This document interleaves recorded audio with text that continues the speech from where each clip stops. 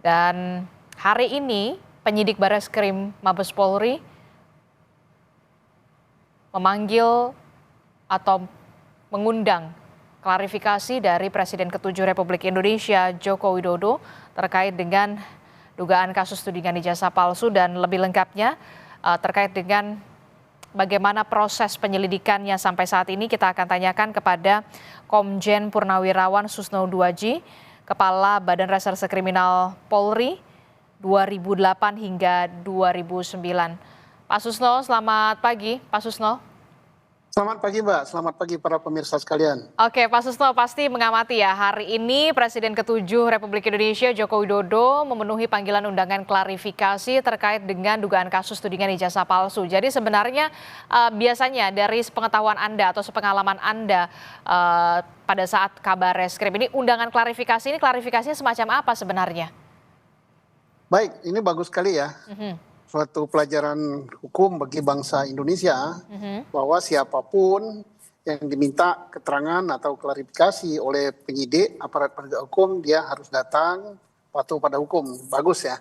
Kemudian klarifikasi itu untuk mencocokkan informasi-informasi yang sudah diterima dan ini belum sampai pada tahap penyidikan atau pembuatan BAP sebagai saksi. Ya. Jadi belum pro justisia, jadi baru keterangan-keterangan mengklarifikasi misalnya apakah ini betul ijazah Bapak, apakah betul ini adalah kopi dari ijazah yang Bapak pegang dan seterusnya dan seterusnya. Klarifikasi itu adalah pencocokan. Ya. Nah nanti kalau udah cocok semua, sudah masuk tahap penyidikan baru dibuat berita acara pemeriksaan sebagai saksi atau sebagai tersangka, atau sebagai apa, sesuai dengan apa peran dia di dalam perkara yang sedang disidik oleh Polri. Oke, itu step by stepnya. Setelah itu, apakah nanti juga akan ada pemeriksaan terhadap sejumlah orang lagi, atau seperti apa? Atau kemudian masuk ke penelitian dari, atau pengujian dari laboratorium forensik, atau seperti apa nanti step by stepnya, Pak Susno? Ini sebenarnya sangat mudah ya membuktikannya. Pak Jokowi diperiksa di Bareskrim terkait dengan laporan daripada sejumlah orang yang melaporkan bahwa ijazah Pak Jokowi itu palsu. Nah, karena palsu berarti ada pemalsuan. Ada yang membuat ijazah itu palsu, ada yang menggunakan. Nah, yang menggunakan bisa Pak Jokowi, yang membuat bisa pihak lain. Nah, itulah yang diklarifikasi. Nah, Pak Jokowi diminta tentunya membawa ijazah yang dia pegang. Nah, ijazah yang dipegang oleh Pak Jokowi itu tidak terlalu sulit untuk membuktikannya apakah tuduhan itu palsu, apakah tuduhan itu tidak palsu. Caranya berkali-kali saya katakan, saya dari kacamata penyidik, netral, saya tidak memihak Pak Jokowi, tidak memihak para pelapor. Caranya gimana? Ya langsung saja ke UGM, kan Universitas Gadjah Mada yang mengeluarkan ijazah itu. Berkali-kali saya katakan bahwa UGM itu adalah sebuah universitas, lembaga pendidikan yang reputasinya sudah tidak diragukan lagi, bertaraf internasional. Ya. Jadi tinggal dicek, rektoratnya ada, kemudian dekannya ada, dosen-dosen yang mengajar pada tahun 80-an sampai 85 masih ada yang hidup. Teman-teman kuliah Pak Jokowi kalau betul dia kuliah di situ masih ada yang hidup. Kemudian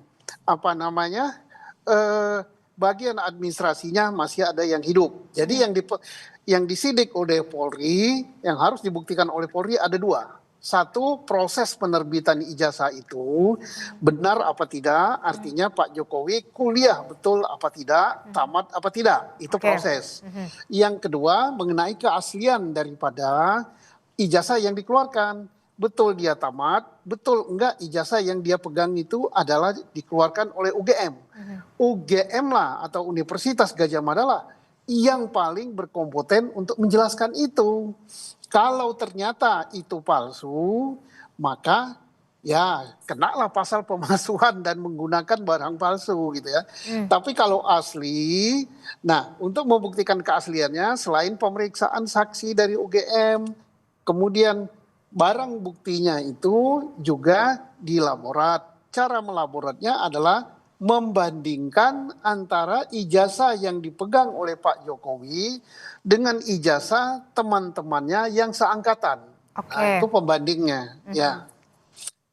Nah, kalau itu asli, maka laporan tentang Pak Jokowi menggunakan ijazah palsu itu dihentikan. Tapi kalau dan itu berdampak kepada laporan Pak Jokowi di Polda Metro Jaya. Berarti betul Pak Jokowi dicemarkan nama baiknya, betul juga orang telah menggunakan ITE, yaitu tindak pidana ITE yang melanggar pencemaran nama baik Pak Jokowi. Tetapi sebaliknya, kalau itu terbukti palsu, maka perkara yang di Polda Metro Jaya dihentikan karena tidak mencemarkan nama baik gitu, memang palsu. Nah, yang kedua perkara yang di Baris-Krim kalau itu palsu berarti jalan. Dan sekali lagi saya ingatkan bahwa yang dipersoalkan itu bukan ijazah yang ditayangkan di media sosial ya. Karena yang ditayangkan di media sosial itu bisa saja itu hasil editing, hasil fotokopi, dirubah fotonya, dirubah capnya, dirubah tulisannya. Yang ijazah dipersoalkan, objek palsu atau tidak itu ada Pak Jokowi. Nah, itu kita jangan salah nanti mempersoalkan yang ada di media sosial. Yang ada di media sosial kita nggak tahu sumbernya dari mana. Dan penyidik ya, dalam penyidikan tentunya saya yakin bahwa penyidik sudah sangat profesional bahwa yang diperiksa itu adalah ijazah yang dipegang oleh Pak Jokowi.